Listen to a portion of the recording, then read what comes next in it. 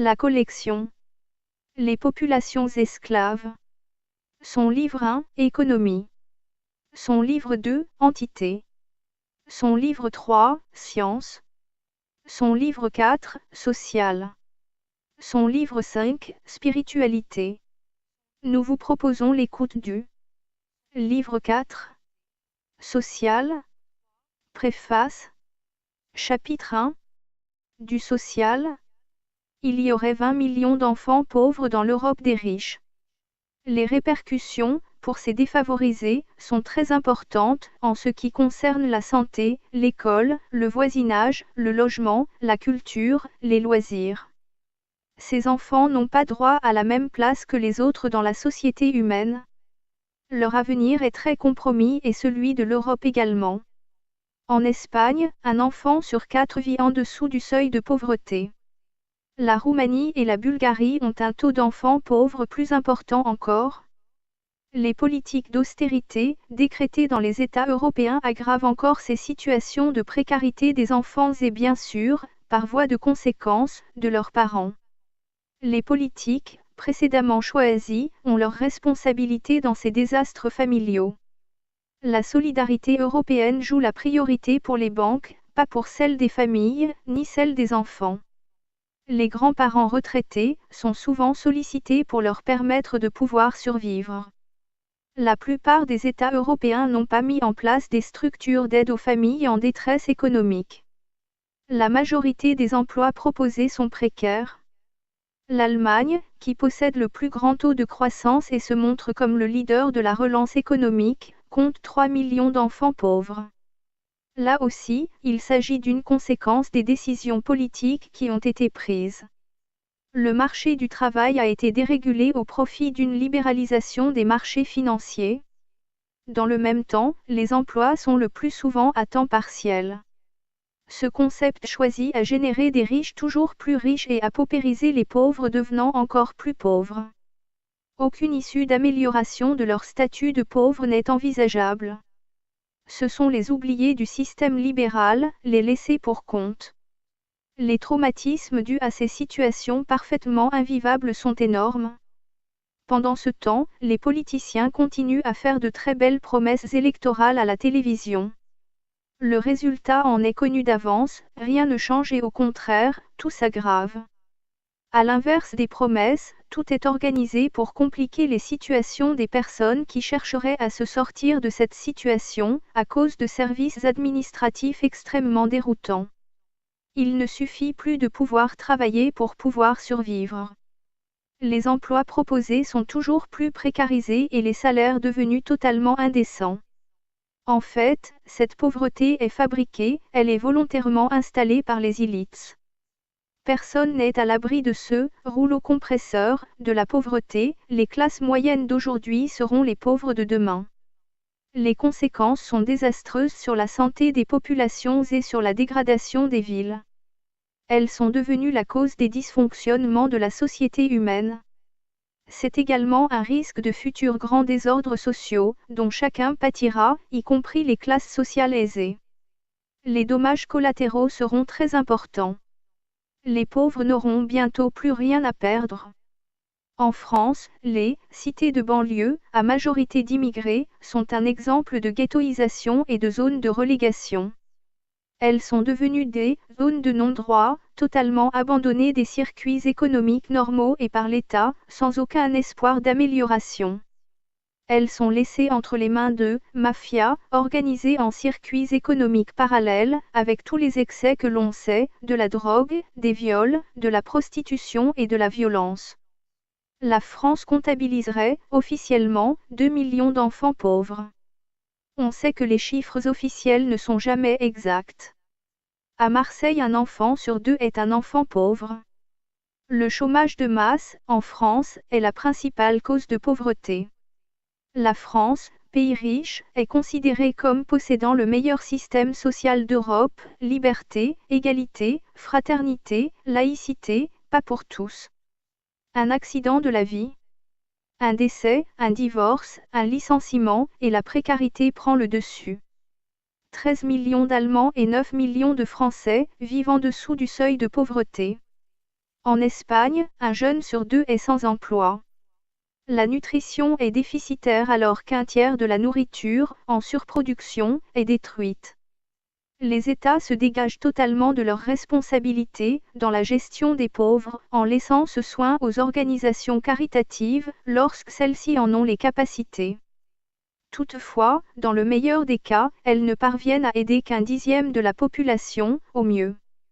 L'État social est en totale faillite. Des travailleurs allemands sont contraints à accepter des travaux rémunérés à 1 euro de l'heure en 2014, et souvent moins, si l'on fait la moyenne du temps réellement effectué. Les personnes touchées par cette précarité ne comprennent pas ce désengagement de leurs hauts responsables. Ils se désocialisent progressivement. Ces populations deviennent anxiogènes, avec des traumatismes psychologiques très importants et parfois mentaux. Tout le tissu social est en voie de délabrement, avec son cortège d'indignation, de rage et de désespoir. Pendant le même temps, ces mêmes États injectent des milliards d'euros, pour d'hypothétiques sauvetages de leurs banques, pour le profit de qui? Les opérations spéculatives sont très grassement récompensées pendant que les citoyens sont laissés à l'abandon. Les fraudes fiscales deviennent le sport favori des entreprises de ces pays. Le nombre de millionnaires est en constante augmentation et les niveaux de leur richesse sont en constant accroissement. La concentration des masses monétaires est entre les mains de la minorité dirigeante, au détriment des autres. Le système éducatif, pour une réussite sociale, est lui aussi réservé aux classes dirigeantes. Les enfants pauvres, par voie de conséquence, sont en constants échecs scolaires. De toute façon, les débouchés, en proposition d'emploi, sont nuls à leur sortie de scolarité, quel que puisse être leur niveau de performance. Le mécanisme scolaire est lui-même un processus de ségrégation. Les écoles, dites périphériques, sont, elles aussi en précarité économique. La scolarité étatique serait-elle devenue une usine à cancre? Les systèmes d'orientation scolaire vers des emplois de prestige sont dès lors utilisés cyniquement. Les moyens financiers nécessaires à de telles orientations sont beaucoup trop insuffisants. Les places sont déjà réservées à l'avance. Le système professionnel ne leur octroie aucune perspective d'espoir ni d'avenir. La pauvreté est l'obstacle principal à tout effort de réussite. Le système scolaire élimine et disqualifie. Pendant ce temps, les enfants des dirigeants sont cooptés, quel que soit leur niveau de compétence. Pour toutes ces raisons, la société humaine pourrait se retrouver au bord d'une révolte. Communiquer. Savoir communiquer. Chaque mot, prononcé, lu ou écrit, a une très grande importance. Chaque phrase, tout particulièrement, dans la langue française, précise un mode de pensée très précis. Pourtant, 7% seulement de la communication passe par des mots. La plus grande partie de notre communication n'est pas verbale. Le ton de la voix, son volume, l'expression du visage, la posture du corps et les gestes de nos mains composent l'essentiel de notre communication. La communication, au quotidien, est d'abord orale. Cependant, l'importance des mots ne réside que dans son écriture et dans sa lecture. Le rôle de la communication a son influence sur les personnes. Il y a d'abord l'influence du contexte lui-même sur la communication. Quelle est son importance? La communication est d'abord un mode d'échange d'informations, mais plus souvent un mode d'influence, par la conviction apportée aux propos. Cela dépend souvent des capacités de conviction utilisées par chacun. Certaines personnes utilisent même leur talent d'orateur ou d'écrivain comme un pouvoir pour convaincre. Communiquer, c'est d'abord partager en une relation directe avec une ou plusieurs personnes, par une possibilité d'échange ou pas. Pour qu'elle soit efficace, la communication doit comprendre un contexte spécifique, lié aux circonstances du sujet abordé. C'est le contexte qui justifie la valeur d'un message oral, par le lieu, l'environnement, le positionnement et la personnalité des intervenants. La durée, également accordée, mais aussi la relation sociale et les habitudes. Il convient aussi de comprendre que la réussite d'une communication est tributaire de son codage. Le codage d'une communication dépend exclusivement de la culture sociale des personnes, de leur niveau hiérarchique et des valeurs intrinsèques de la langue utilisée. Mais aussi des systèmes de référence, laïques, religieuses et administratives. La façon de communiquer réside dans la capacité ou non de persuasion, selon tous les critères précédemment évoqués. La communication, par l'argumentation, a pour but de modifier la façon de penser d'autrui, par une influence et une persuasion. L'argumentation consistant à apporter tous les éléments inconnus à la personne à qui l'on s'adresse. Mais attention, l'intrigue, la manipulation, le mensonge et la malhonnêteté font partie des arguments de certaines personnes peu scrupuleuses. Le but consiste aussi, parfois, à empêcher les autres de pouvoir utiliser leur propre référencement de valeur. Le système de communication, très bien utilisé par les religieux, les politiciens, les affairistes, consiste à persuader, en utilisant la séduction, la culpabilisation, l'émotionnel et l'affectif pour convaincre. Les références à un groupe, religieux, politique ou d'entreprise sont aussi des moyens de persuasion et de prosélytisme. Le contexte doit donc pouvoir, très rapidement, être discerné avec précision, pour éviter tout risque d'endoctrinement. Il convient de comprendre qu'il ne peut pas y avoir de neutralité au cours d'une communication. La communication écrite, au contraire de la communication orale, permet le libre arbitre. Elle est d'une compréhension moins influençable. Il est en effet possible de mieux comprendre le sens des termes utilisés, par le temps de lecture qui peut alors être octroyé. Le temps de la réflexion joue tout son rôle à l'inverse de l'oral. On comprend, plus facilement, pourquoi les dirigeants politiques et religieux facilitent l'expression orale, comme moyen de communication. Le langage écrit est un codage de la parole et aussi celui de la pensée. Il est donc très important de savoir bien lire, car c'est le meilleur moyen qui soit offert de comprendre parfaitement une communication, sans ambiguïté possible. Il faut, là aussi, vérifier les éventuelles manipulations. Les méthodes de lecture, utilisées par l'éducation nationale, sont de la plus grande importance. Il faut aussi savoir que 95% des enfants font des erreurs d'identification et de déchiffrage entre les lettres et leurs sons. C'est à l'évidence un constat d'échec total de l'enseignement scolaire républicain et laïque. Mais ne pourrait-on pas y observer, plutôt, une volonté délibérée de notre système d'éducation des masses populaires? Certaines écoles privées, dont beaucoup sont religieuses, seraient réservées aux enfants des élites sociales. Le langage est un ensemble de modèles communs, reconnus, traduits, soit par une même gestuelle, soit par un même son. C'est un moyen d'exprimer un message à transmettre, donc de communiquer. Un son, à chaque fois différent, permet d'identifier un mot puis une pensée. Un apprentissage commun est indispensable pour échanger au sein d'une société humaine structurée. L'utilisation d'une syntaxe permet de nuancer l'expression par des formulations plus précises. Le langage permet d'augmenter une structuration de la pensée jusqu'à obtenir une infinité de structurations. Il permet l'interprétation et il accélère les modèles de la pensée. Des mutations génétiques échelonnées ont permis ensuite d'améliorer l'appréhension d'un langage de plus en plus élaboré. La création de sons, toujours plus fins, a contribué à l'élaboration d'un langage extrêmement précis. Le langage est ensuite intimement lié à la réalisation de groupes sociaux. Il permet de coordonner la transmission des informations. Il permet de soumettre d'autres formes de pensée.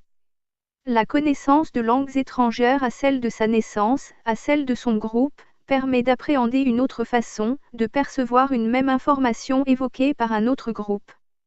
Un lexique est créé pour désigner des objets, des formules, des notions, des éléments, etc. Le langage se structure au fur et à mesure et à partir des expériences acquises. Les aptitudes se diversifient et les langages aussi. Les quelques milliards d'humains, peuplant notre planète, utilisent plusieurs milliers de langages. La plupart du temps, ces langages sont sans relation les uns avec les autres, sauf pour quelques similitudes. Des termes différents désignent exactement la même chose. C'est évidemment un lourd handicap vers une compréhension collective. Il serait si simple de tous s'accorder pour l'utilisation commune d'un même langage. Utiliser un apprentissage systématique et une même façon de s'exprimer. Cela permettrait, bien évidemment, une meilleure compréhension commune. Elle permettrait d'éviter tout quiproquo. Une meilleure communication est le seul moyen d'augmenter les capacités de compréhension. Cela ne peut pas être la vice des oligarques qui profitent de l'incompréhension collective pour pouvoir mieux asseoir leur pouvoir. Croyances. Les religions sont nombreuses et très influentes. Le christianisme est divisé en 3 branches, les catholiques, les protestants, les orthodoxes. L'islam l'est en 2, les sunnites et les chiites. L'hindouisme, le bouddhisme, le confucianisme et le taoïsme. Le shinto, le judaïsme, l'animisme. Ce sont là les religions que l'on peut qualifier de constitutionnelles, par leur niveau d'influence, et classées ici par leur importance numérique. Leurs répartitions, sur la planète, sont très aléatoires. Il y a toutefois de grandes disparités dans ces organisations religieuses avec de nombreux sous-courants contextuels. Il y a aussi une très grande amplitude de courants religieux qui sont, la plupart du temps, répertoriés sous le terme de « sectes religieuses ». Tous ces religieux et religions sont assez dispersés à travers la planète, certains sont centralisés sur un continent, de façon plus ou moins homogène. Le judaïsme présente la particularité d'être particulièrement influente, en raison de sa dispersion et de son organisation économique. L'animisme, qui n'est pas une religion à part entière, a lui aussi une particularité, celle d'être le berceau ancestral des religions et elle est souvent métissée avec d'autres religions, avec des pratiques très divergentes entre ses pratiquants. Organisation. L'association est une organisation de personnes ayant une même volonté d'action, pour un même objectif. L'association est à l'organisation sociale ce que la famille est à l'organisation humaine. Les 2 organisations vont dans le même sens. La famille est une cellule humaine, l'association est une cellule sociale. La famille est une union entre 2 personnes pour fonder une famille, c'est la cellule familiale. L'association est une union entre plusieurs personnes pour fonder une cellule sociale. La cellule familiale est reconnue, juridiquement, par l'acte de mariage. Tout comme la cellule sociale est de référence, avec son rôle principal de modèle démocratique. Sa vulnérabilité économique la contraint, généralement, à faire appel à des subventions locales ou des sponsorings. Dans l'exemple d'une association de chanteurs, appelée « chorale », des chants « sacrés » en latin peuvent être considérés comme une expression artistique. Des chants patriotiques, interprétés dans une langue étrangère, pourraient l'être également. Il en va très différemment lorsqu'il s'agit de chants religieux dont les paroles sont compréhensibles et qui s'apparentent ainsi à du prosélytisme religieux. Il en va de même pour les chants révolutionnaires dont les paroles seraient plutôt un appel à de la haine raciale, lorsqu'ils sont interprétés dans une langue locale officielle. Un autre modèle. Chaque citoyen à partir de 18 ans, à déterminer, désigne parmi ses connaissances 3 personnes, ou plus, aux qualités compatibles avec l'intérêt général. Il ne s'agit pas forcément de compétences. Les qualités recherchées seront par exemple, l'honnêteté, la bravoure, le désintéressement, la patience, reconnues, juridiquement, par ses statuts. Dans sa conception, une association a pour mission de réunir des compétences diverses afin de développer son rôle d'organisation. Dans la pratique, les associations sont souvent utilisées, comme tremplin, pour une promotion personnelle. Une discipline rigoureuse y est souvent établie, n'ayant plus l'ouverture au débat, la capacité d'analyse, etc. Nous en connaissons tous autour de nous. Contrairement à une élection, personne n'est candidat. Les parlementaires, ministres ou juges, en exercice actuellement, ne peuvent être désignés. De cette liste, seront tirées au sort, les personnes devant former l'Assemblée constituante. Il s'agira, ainsi, d'une Assemblée constituante désintéressée et représentative du peuple. Leur mission sera d'écrire la nouvelle Constitution.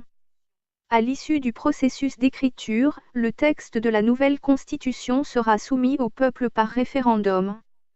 Ceux qui auront écrit et voté la Constitution ne seront, par voie de conséquence, pas désignables pour assumer des charges publiques ultérieures. À l'issue de cette première étape, d'autres personnes seront désignées pour appliquer la Constitution. Nous aurons alors une liste de personnes, composée de femmes et d'hommes de toutes origines et de tous statuts sociaux. Chacune de leurs actions sera contrôlée et ils pourront être révoqués, selon un processus défini par la Constitution. La République française est laïque. La nation confie à l'école la mission de faire partager aux élèves les valeurs de la République. 1. La France est une république indivisible, laïque, démocratique et sociale. Elle assure l'égalité devant la loi de tous les citoyens sur l'ensemble de son territoire. Elle respecte toutes les croyances. 2. La République laïque organise la séparation des religions et de l'État. L'État est neutre à l'égard des convictions religieuses ou spirituelles. Il n'y a pas de religion d'État. 3. La laïcité garantit la liberté de conscience pour tous. Chacun est libre de croire ou de ne pas croire. Elle permet la libre expression de ses convictions, dans le respect de celles d'autrui et dans les limites de l'ordre public. 4.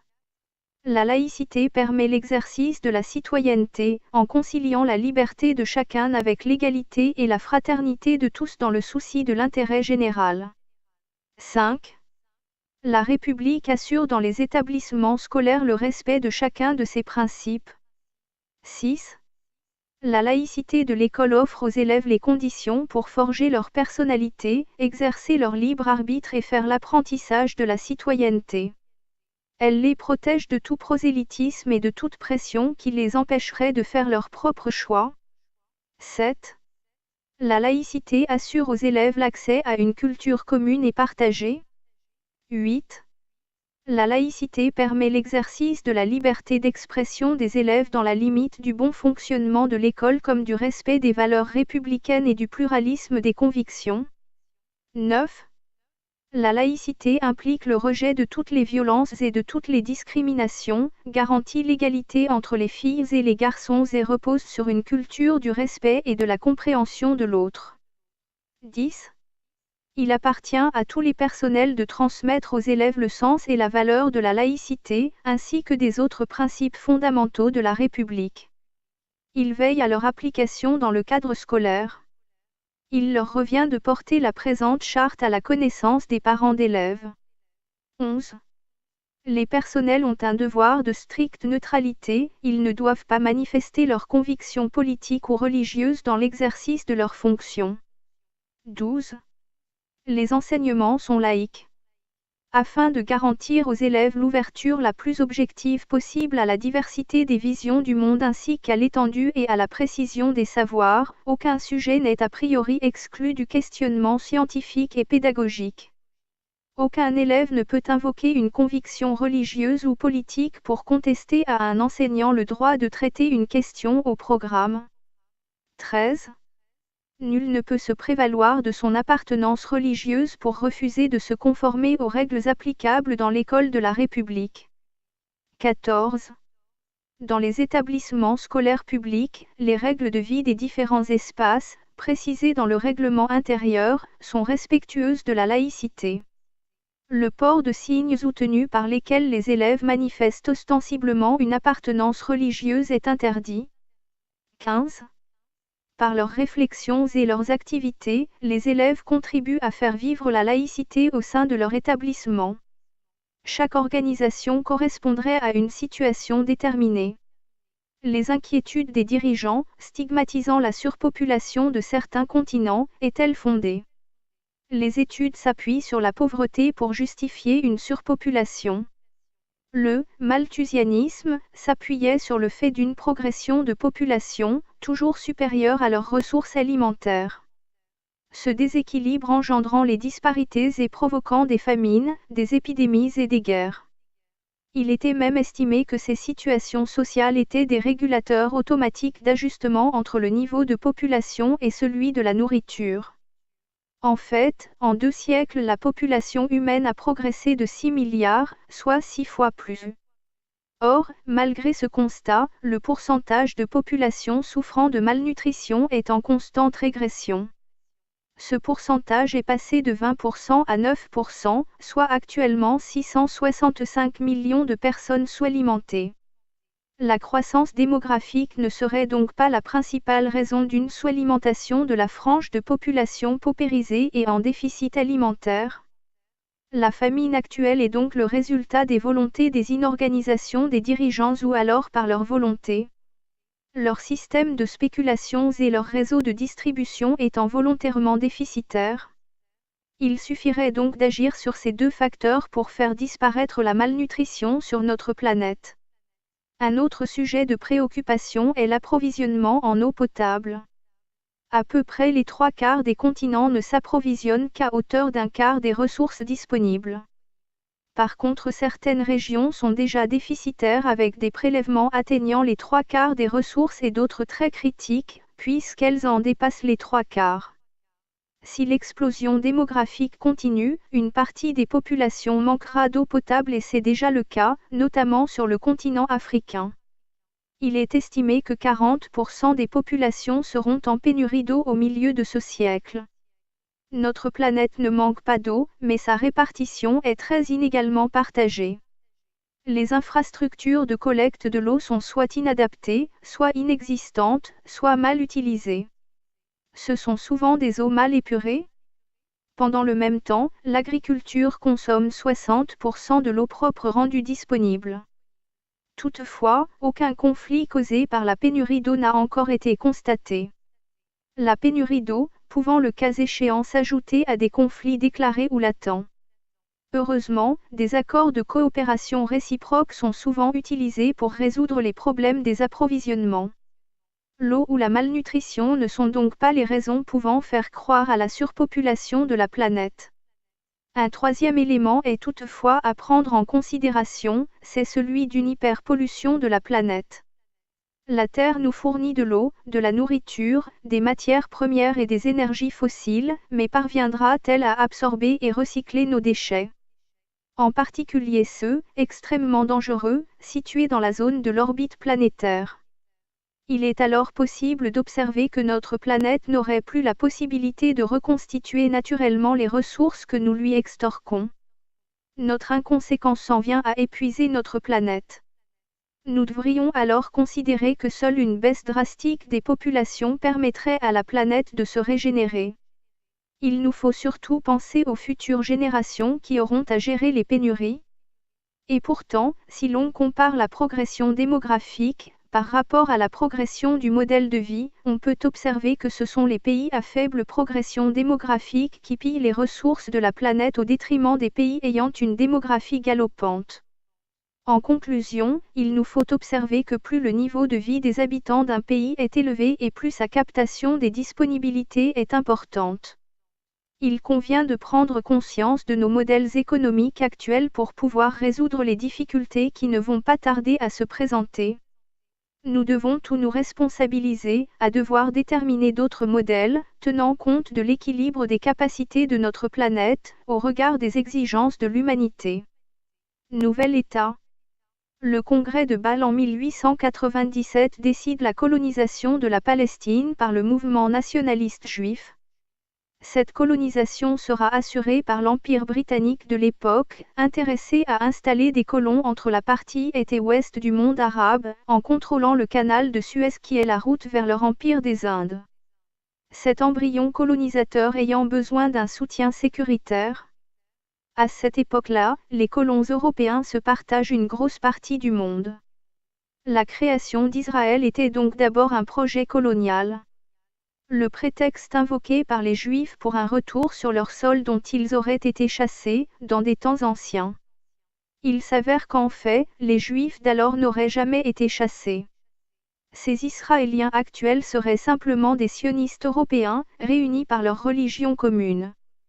Une première révolte des Palestiniens envers ces Juifs qui s'installèrent et colonisèrent leurs terres les plus fructueuses a eu lieu en 1920, très fortement réprimée, par les Anglais, avec l'appui des Juifs.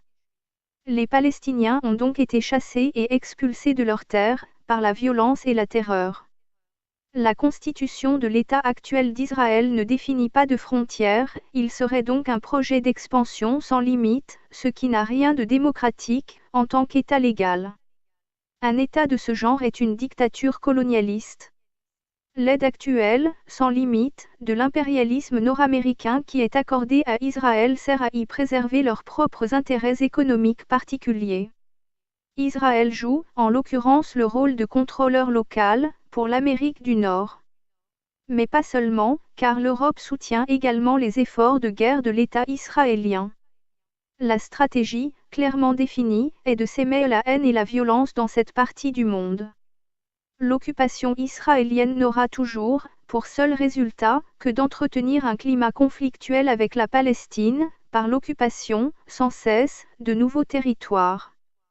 Pourtant, l'Organisation des Nations Unies autorise, dans ses textes, le droit à tous les peuples, en état d'occupation, de résister à l'envahisseur, par tous les moyens pouvant être mis à sa disposition.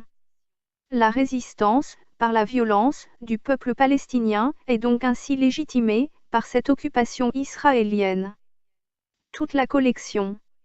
Les populations esclaves est téléchargeable gratuitement, au format PDF, en lecture e-book sur le site internet lacléinternation.org. Toute cette collection est également accessible en livre broché. Les livres brochés de cette collection Les populations esclaves, au format A4 sont en vente chez Amazon, livre français, Philippe Vaisseau. À un tarif promotionnel, actuellement, au quart du tarif en librairie. Une collection, en livre de poche y est également accessible. Vous pouvez aussi cliquer, sur le logo, Livre Amazon dans la page d'accueil de notre site internet. lacléinternation.org. La totalité de la collection est en conférence audiophonique sur YouTube. La collection